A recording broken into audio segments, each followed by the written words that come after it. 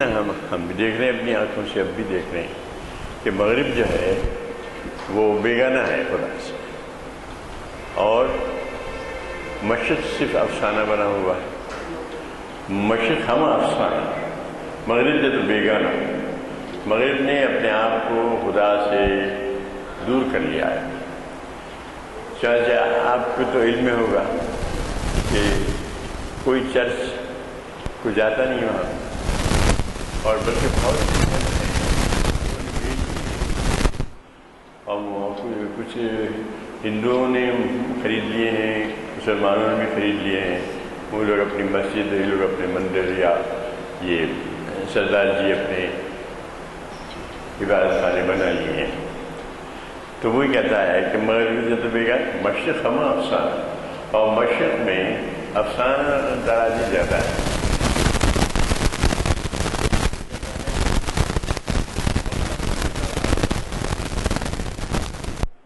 اب یہ وقت ہے کہ اب اپنے عالم میں ایک اپنا نیا نقش ڈال، وقت کے در عالم نقش دیگر انگیزی۔ یہ ایسا وقت ہے کہ اب آپ کو اپنا ایک نیا نقش ڈالنا چاہیے، کیونکہ ہر دن وہ نئی شان سے جلوگر ہوتا ہے۔ کل یوم ہوا فی شان، ہر دن ایک نئی شان سے جلوگر ہوتا ہے۔ تو اب وقت ہے کہ آپ ایک نیا نقش ڈالیں، کیونکہ اب صورتحال یہ ہو گئی ہے کہ مغرب تو سے بیگانہ ہو گیا ہے، اور مشرق افسانہ ترازی میں گم ہے۔ بس نت نئے افسانے، نت نئے حکایتیں، فسانہ ہائے کرامات، رہا نہ سوجو ملا میں سوز مشتاقی، فسانہ ہائے کرامات رہ گئے باقی۔ صرف کرامتوں کا بیان ہوتا رہتا ہے کہ ہمارے بزرگ کیسے تھے اور ان کی ایسی کرامت تھی، یہ ایسا کیا انہوں نے، ویسا کیا، بہت سے قصے ہیں، یہاں کہنے کی کیا ضرورت ہے۔ تو وہ کہتا ہے کہ یہ سب افسانہ ترازیاں مشرق میں رہ گئی ہیں، مغرب تو بیگانہ ہو گیا ہے اپنے آپ سے، اپنے آپ کو تو اس سے بیگانہ کر لیا ہے۔ مغرب ہم افسانہ، مشرق ہم افسانہ، مغرب تو بیگانہ۔ شیپ لے آئے ہیں ڈاکٹر صاحب۔ مشرق ہم افسانہ، وقت سے در عالم نقش دیگر انگیزی۔ یہ وقت ہے کہ اس وقت آپ اپنا ایک نیا نقش ڈالیں۔ نقش دیگر کا مطلب یہ ہے کہ ایک نئی بات پیدا کریں، ایک نیا انقلاب آئے، نئی صورتحال پیدا ہو، کیونکہ آپ کو تو کوئی کمی نہیں ہے، شانوں کی کوئی کمی نہیں ہوتی۔ وقت کے در عالم نقش دیگر انگیزی، کہتا ہے اون کھس کے بسر دارت سودائے جہانگیر، جس کو جہانگیری کا سودا ہے۔ جیسے آج کل ہمارے پاس امریکہ ہے، اس کو بڑا جہانگیری کا سودا ہے، اور اقبال کے وقت تو برطانیہ تھا۔ برطانیہ کے بارے میں تو مشہور تھا کہ اس کا نہیں ہوتا، پورے ارض پہ جو گھومتا ہے تو کہیں نہ کہیں جو ہے اس پہ سورج نکلا ہوا رہتا ہے۔ تو وہ یہ کہتا ہے اوم کیس کی بسر دولت بسر دارت سودائے جہانگیر، جس کے سر میں جہانگیری کا سودا سمایا ہوا ہے۔ رہتے ہمیشہ ایسی اقوام رہی ہیں، اور فرعون اور نمرود جو تھے جن کا ذکر آتا ہے وہ بھی ایسی تھے، ان کو بھی ایک جہانگیری کا سودا تھا۔ تو اس سے کہا گیا کہ یہ کیا ہے، تمہارا خدا کیا کرتا ہے؟ تو حضرت نے کہا دلاتا ہے اور مارتا ہے۔ تو انہوں نے کہا میں بھی مار سکتا ہوں، دلاتے ہوں۔ پھر انہوں نے کہا پھر آپ سے بتائیں گے ٹھیک ہے آپ سورج کو نکال دیجیے مشرق سے۔ تو اس کے بعد یہ کیا ہے تو بہت الذی کفر، اور وہ کافر مبہوت ہو گیا، وہ بہت الذی کفر۔ تو یہ سودائے جہانگیری فرعون اور نمرود سے لے کر آج تک، برطانیہ پہ ایک زمانہ تھا سورج غروب نہیں ہوتا تھا، اب امریکنوں کا جو طرز جہانگیری ہے وہ کچھ اور ہے۔ اب وہ ملکوں پہ جا کے قبضہ نہیں کرتے، اب ایجنٹ چھوڑ دیتے، اب وہ لوگ کا کام کرتے رہتے ہیں۔ انکس کے بسر چانچے دیکھیے ایک عرب شہزادے کا بیان بھی آیا تھا، بلال صاحب ہے کوئی کچھ اور بلال بن بلال کیا تھی، تو انہوں نے کہا کہ اگر ایران اپنے پیر پھیلانا شروع کرے تو ہم اسرائیل سے مدد لیں گے، اسرائیل سے ہاتھ ملانے کے کام، تو اس سے ان لوگوں کی، اور ظاہر جب وہ ہمارے شہزادے صاحب بیان دیتے ہیں تو ظاہر ہے کہ جو ان کے آقا ہیں ان سے کنسنٹ لے کے ہی بولتے ہیں۔ یہاں تو جمہوریت کی طرح تو نہیں ہے جو چاہے منہ میں بیان دیتا ہے، جو منہ میں آیا بیان دیتا چلا جاتا ہے۔ ایک صاحب نے ایک صاحب کے بارے میں کہہ دیا کہ اگر وہ فلاں گوشت کھا کے دکھائیں گے تو ہم ان کا سر کاٹ کے اس سے فٹ بال کھیلیں گے، تو یہ تو الگ ہے، جمہوریت میں جو چاہے وہ ہر شخص کو بولنے کی اجازت ہے، لیکن وہاں تو نہیں ہے ایسا۔ وہاں بلال صاحب نے بیان دیا تو ظاہر ہے کہ تو وہ لوگ اس قدر ایران کے سے حیران ہیں، ایران سے حیران ہے کر رکھا ہے کہ وہ اسرائیل سے بھی ہاتھ ملانے کے لیے تیار ہے، ماشاء اللہ۔ تو وہ کہتا ہے کہ انکس کے بسر دارن سودائے جہانگیر، وہ شخص جس کے اندر جہانگیری کا سودا جس کے سر میں سمایا ہوا ہے، تسکین جنون نشب با نشتر شکی، تو اس کے جنون کی تسکین کرو با نشتر شکی۔ تو ہوتا ہی ہے کوئی نہ کوئی ٹنگے رکھتا ہے اور وہ جو ہے کچھ نہ کچھ ان کے اسباب کا علاج بھی کرتا ہے۔ تسکین جنون نشب، اس کے جنون کی تسکین کر، تسکین جنون نشب با نشتر چنگیزی۔ اب ہٹلر اٹھا تھا، ہٹلر کے بعد اب پورے عربوں پہ اسرائیل مسلط ہے، اور جناب سارے، حتیٰ کہ اب جو ایک نئی حکومت اٹھی ہے آئی ایس جو کہلاتی ہے، وہ اسرائیل کی طرف آنکھ اٹھا کے نہیں دیکھتی، وہ تو یہاں سارے مسلم کنٹریز میں سب کا بدترین نقصان پہنچا رہی ہے اور بدترین طریقے اختیار کر رہی ہے۔ یہ بھی ایک نشر چنگیزی ہے۔ تو وقتاً فوقتاً نشر چنگیزی کام میں لاتی ہے قدرت۔ تسکین جنون نشکن با نشر چنگیزی۔ اب اس کے بعد کہتا ہے کہ من بندے بے قیدم شاید کے گریزم باز، بندے آزادم نہیں کہا، دیکھیے آپ اقبال کے پاس ایک ایک لفظ، جو غالب نے کہا نا، جو نفس کے غالب میرے اشعار میں آوے، جو لفظ کے غالب میرے اشعار میں آوے، گنجین معنی کا طلسم اس کو سمجھیے، جو لفظ کے غالب میرے اشعار میں آوے۔ تب یہاں دیکھیے بندے بے قید کہا ہے، بندے آزادم نہیں کہا۔ آزادم جہاں کہنا ہے کہا، یہاں نہیں کہہ رہا ہے۔ جیسے ایک جگہ کہا ہے من بندے آزادم مشقست امام من، نشقست امام من، نقلست غلام من، ہنگام فرنگ یک گردش جام من، ماہ تمام من، وہ کہا ہے اس نے۔ تو یہاں نہیں کہہ رہے، یہاں بندے بے قیدم کہا ہے۔ مجھے میرے پیروں میں زنجیر کوئی نہیں ڈال سکتا، میں بندے بے قید ہوں، شاید کہ میں گریز کر جاؤں تجھ سے۔ ای ترے بیچارہ در گردن نماویز۔ اب یہاں غزل کے پیرائے میں گفتگو کر رہے ہیں، تو کہتے ہیں کہ یہ جو ترے بیچا ہے تیرا، اس کو میرے گردن میں آویزہ کر دے، تاکہ میں جو بے قید بندہ ہوں شاید اس سے گریز کر جاؤں۔ من بندے بے قیدم شاید کے گریزم باز، ای ترے بیچارہ در گردن نماویز، میری گردن میں اسے ڈال دے۔ پھر کہتا ہے نالا نہیں جان، میں تو صرف میرے سینے سے پہ نالے اٹھتے ہیں، جب جو نالا نمی جانا سوائے نالا کرنے کے، نالا ہوا کے میرے پاس کچھ نہیں ہے۔ جز نال نمی دانم گویند غزل خانم. لیکن مجھے لوگ کہتے ہیں کہ میں غزل خوانی کر رہا ہوں، حالانکہ یہ میری صرف نالہ ترازی ہے. جز نالہ نمی دانم، اور یہ کہا جاتا ہے کہ میں غزل خوانی کر رہا ہوں. این چیز کے چو شبنم برسی نئے منریزی. یہ بڑا باریک شعر ہے. یہ اپنی شاعری کے لیے کہا ہے کہ یہ کیا ہے،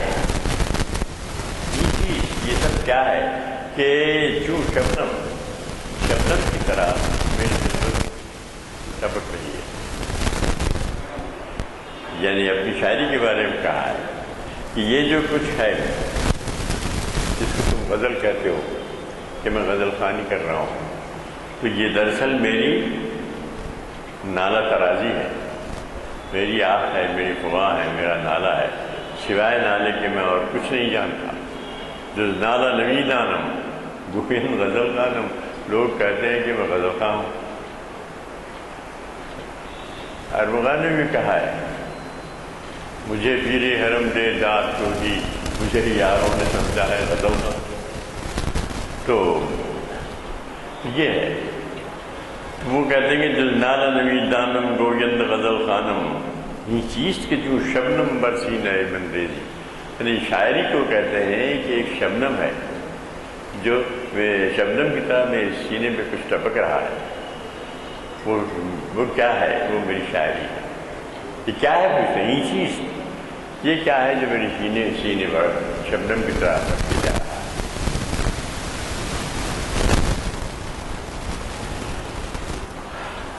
دیکھیے 5-7 شعر سے زیادہ نہیں کہتے ہیں. بات مجھے پہاڑے لکھتے ہیں یار لوگ، اور غزلوں کے قافیوں کے امکان سے لکھاتے ہیں، ردیفوں کے امکان سے لکھاتے ہیں.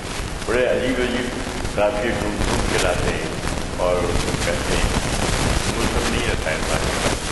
اور اس کیفیت میں ساری غزلیں ایک طرح سے غزلیں مسلسل ہیں، ایک لڑکی کی کیفیت ہوتی ہے. اور ہم دیکھ سکتے ہیں کہ میں تیرہ ہوں، تاریخ مٹی ہوں. خاک تیرہ من اگرچہ تیرہ خاک ہوں، میں اگرچہ کہ خاک تیرہ ہوں، دلکیش برگ و ساز ہوں، لیکن ایک دل ہے میرے اندر. دیکھیے کاف لگاتے ہیں، کاف تصغیر کہلاتا ہے. تفلک بناتے ہیں، چھوٹا بچہ دل سے دلک بنایا ہے. میں چھوٹا سا دل ہے. منگر سے تیرا خاکم دلکیش برگ و ساز. میرا برگ و ساز ہے، میرا جو سرمایہ ہے، میرا جو ساز و سامان ہے، وہ میرا ایک چھوٹا سا دل ہے. دل بھی نہیں، دلکیش برگ و ساز. میرا چھوٹا سا دل ہے جو میرا سارا ساز و سامان ہے. بنظار جمال، بہت اونچی آواز سے، بنظار جمال جو ستارہ دید بادم. تو وہ کہتا ہے کہ تیرے جمال کے نظارے کے لیے میں نے ستارے کی طرح اپنی آنکھیں کھلی رکھی. تو کی یہ ایک جگہ کہا ہے، تو کیستی و کجائی، تو کہاں ہے، تو کون ہے، تو کیستی و کجائی، اور تو کہاں ہے. کہ اس کا کہے کہ فلک نے ہزاروں آنکھیں ستاروں کی شکل میں کھول رکھی ہیں. تو وہی کہہ رہا ہے یہ بنظار جمال تو ستارہ دیدہ بادم. میں نے ستارے کی طرح اپنی آنکھ کھول لی ہے. بہوائے زخم تو ہم نالے خاموش. میں تیرے زخمے کی خواہش میں ہوں. ہوائے زخمہ کہتے ہیں کہ وہ ستار بجانے کے لیے جو اس کا استعمال کیا جاتا ہے اس کو. تو ہوائے زخمے تو تیرے زخمے کی خواہش میں. یہ جو میری سانس ہے، میرے جو ساز ہے میرے دل کا، میرے قلب کا، وہ تیرے زخم کی ہوا میں، خواہش میں. ہما نالے خاموشم، ایک خاموش نالا میں بنا ہوا ہوں، بہوائے زخمے تو ہما نالے خاموشم، میں خاموش نالا ہوں، اس توقع پر کہ کبھی تو تیرا زخمہ جو ہے میرے ساتھ کو چھڑے گا۔ وہ یوں ہے پہنا جاتا ہے، اس کو زخمہ کہتے ہیں، ستار ہو جاتے ہیں۔ بہوائے زخمے ہما نالے خاموشم، شاید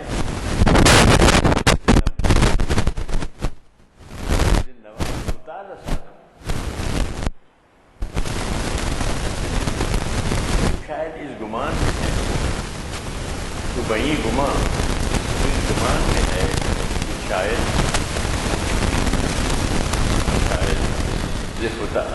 نوا خدا کا سازم، یعنی نوا سے میری آواز سے تال میرے ہاتھ سے گر پڑے گا۔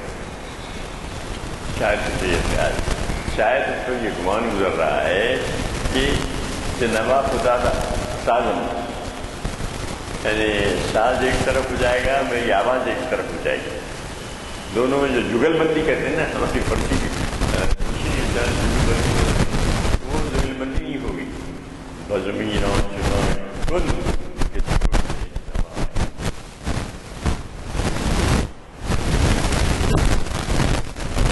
بہوائے زخمے تو ہم نالے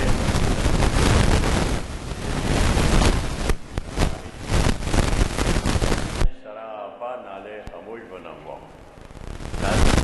کتنا صحیح لفظ استعمال کیا،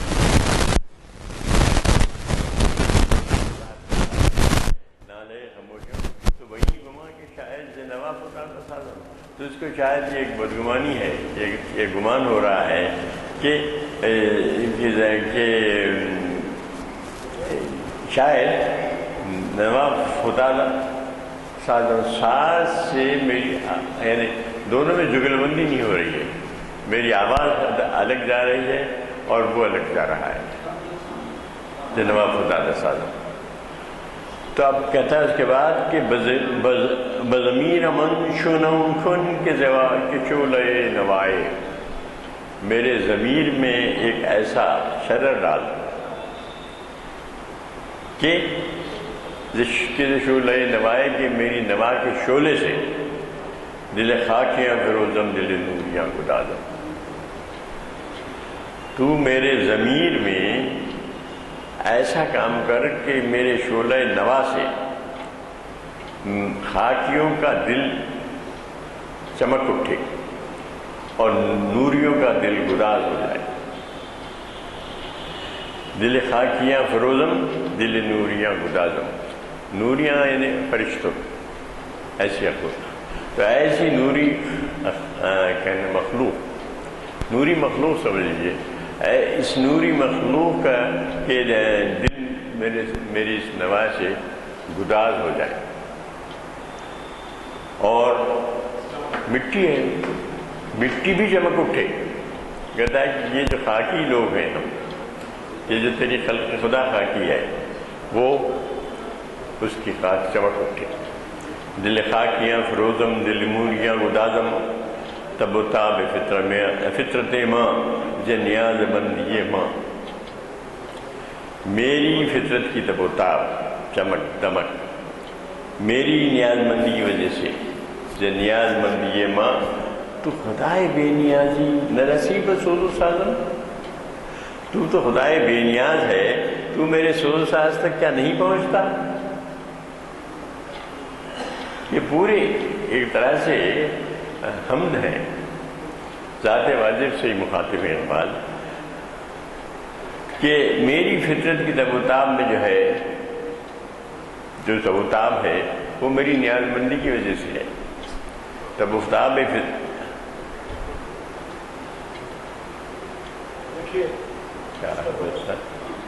تب و تاب فطرت ماں جو نیاز مندی ماں، میری نیاز مندی کی وجہ سے، جو میری فطرت کی تب و تاب ہے وہ نیاز مندی کی وجہ سے ہے، ناز سے نہیں ہے، اکڑفوں دکھانے سے نہیں ہے کہ ہاں میں بیٹا ہوا آدمی ہوا، یہ ہے وہ ہے، ایسا نہیں ہے۔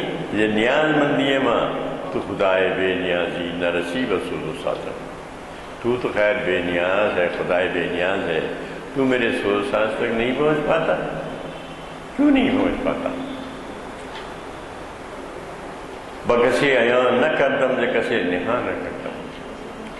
یہ دیکھیے میں نے کسی پر اس کو میں نے عیاں نہیں کیا، ز کسی نہا نہ کردم، اور کسی سے میں نے اس کو چھپایا بھی نہیں. دیکھیے کیسا عجیب اس میں اس مصرے میں ایک تضاد ہے، صنعتی تضاد. بکسی عیاں نہ کردم ز کسی نہا نہ کردم، میں نے کسی بھی اس کو عیاں بھی نہیں کیا اور کسی سے میں نے اسے چھپایا بھی نہیں. غزلن چنا سرودم، ایسی غزل سرا ساز جو ہے میرا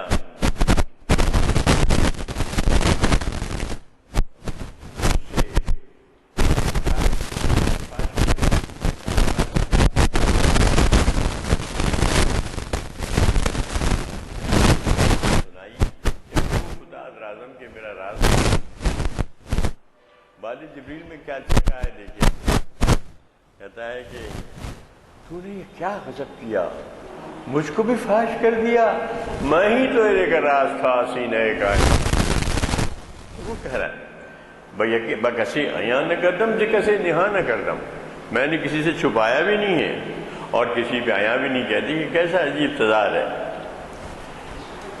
غزل چنن سرودم کے بروف فتاد رازم، میں نے غزل ایسی سنائی کہ میرا راز باہر آ کے گر گیا، میرا راز فاش ہو گیا. جو کہا کہ ابھی جو نے کہا والد جبریل میں پہلی غزل ہے صاحب، وہ پہلی ہی غزل ہے اقبال کی. اقبال نے اپنے کام میں کہیں حمد نعت اس طرح سے نہیں کیا ہے، جیسے کہ آج تک بھی ہم لوگ اسی پہ عمل کرتے ہیں. اپنے اقبال نے ایسا کچھ نہیں کیا. اس زمانے اقبال تو تقریباً 100 سال پہلے کی چیزیں ہیں، کچھ 70-80 سال پہلے کی. تو اس وقت انہوں نے کیا کیا وہ ہوگا، میری نوائے شوق سے شور حریم ذات میں، غلغلہائے علماء متقلے صفات میں، حور و فرشتہ ہیں اسیر میرے تخیلات میں، میری نگاہ سے خلل تیری تجلیات میں. یعنی ایک تو اس کی تجلی سے موسیٰ غش کھا گئے. نذیر صاحب کہتے ہیں موسیٰ بہوش رت زیک جلوہ صفات. موسیٰ جو ہیں ایک جلوہ صفات، ذات کا جلوہ نہیں تھا، وہ تو ایک صفت کا جلوہ تھا، ذات واجب کا. ذات واجب کے ایک جلوہ صفات کی وجہ سے موسیٰ جو ہوش رفت، موسیٰ تو اپنے ہوش سے چلے گئے. پھر کیا کہا ہے صاحب دوسرے حصے میں کیا کہا ہے؟ یک جلوہ صفات تو عین ذات می نگری در تبسم، تو عین ذات کو دیکھ رہا ہے اور مسکراتے ہوئے دیکھ رہا ہے. یعنی معراج کی طرف اشارہ ہے کہ موسیٰ سے ہوش رفت یک جلوہ صفات بیک جلوہ صفات. موسیٰ جو ہیں ایک صفات کے جلوے سے ہی ہوش گما دیے. کوئی طور کا جو واقعہ ہے بیک جلوہ صفات تو عین ذات می نگری در تبسم. اچھا تو نظریے کہ عین ذات دیکھ رہا ہے بلکہ مسکراتا ہوا دیکھ رہا ہے، در تبسم جو کہا ہے. تو یہی کہہ رہے ہیں کہ بکسی عیاں نہ کردم ز کسی نہا نہ کردم، غزل چنن سرودم کے بروف فتاد رازم. میں نے ایسی غزل شروع کی کہ میرا راز فاش ہو گیا. تو نے یہ کیا کی غضب کیا، مجھ کو بھی فاش کر دیا، میں ہی تو ایک راستہ سینے کائنات. بڑی بے پناہ وہ تو والد جبریل ہے، بے پناہ مجموعہ اقبال کا بہت پیروں ہو. ہم نے یہ شروع کر دیا تو اس میں جیسے میں کہا گیا، اس سے پہلے میں نے کہا ہے کہ ہمارے عالم سرور صاحب کہتے تھے کہ مجھے اگر کہیں کسی تنہا جزیرے میں قید کر دیا جائے تو میں اپنے ساتھ اگر ایک کتاب کو رکھنے کی اجازت ہو تو میں والد جبریل رکھوں گا. ایسی بے پناہ کتاب ہے. ویسے یہ ظہور اعظم بھی کوئی کم کتاب نہیں ہے. اس کے بارے میں خود اقبال نے کہا اگر ہے ذوق تو خدمت میں پڑھ ظہور اعظم، نوائے نیم شبی فغان نیم شبی بے نوائے راز. وآخر دعوانا الحمد للہ رب العالمین.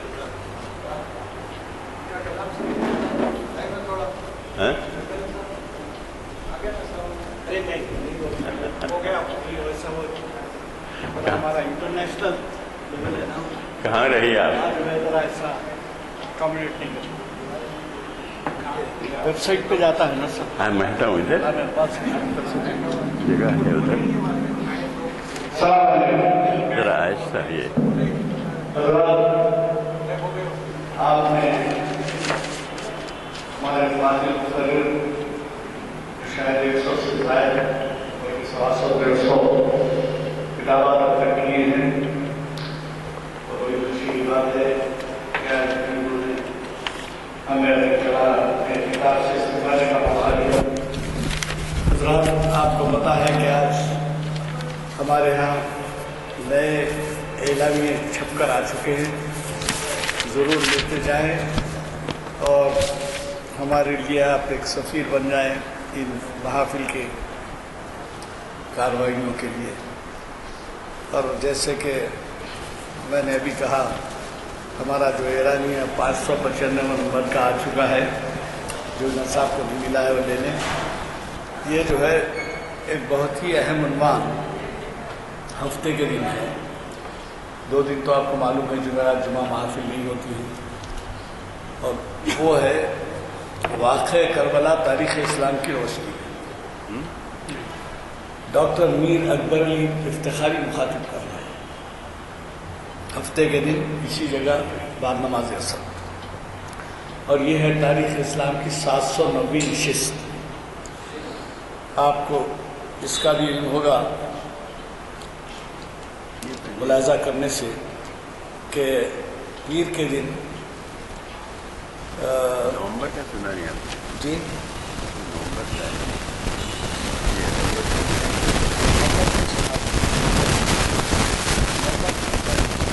شریعت انفارمیشن سروس کی 602ویں نشست کو مخاطب کر رہے ہیں. طرز زندگی قومی یا انسانی.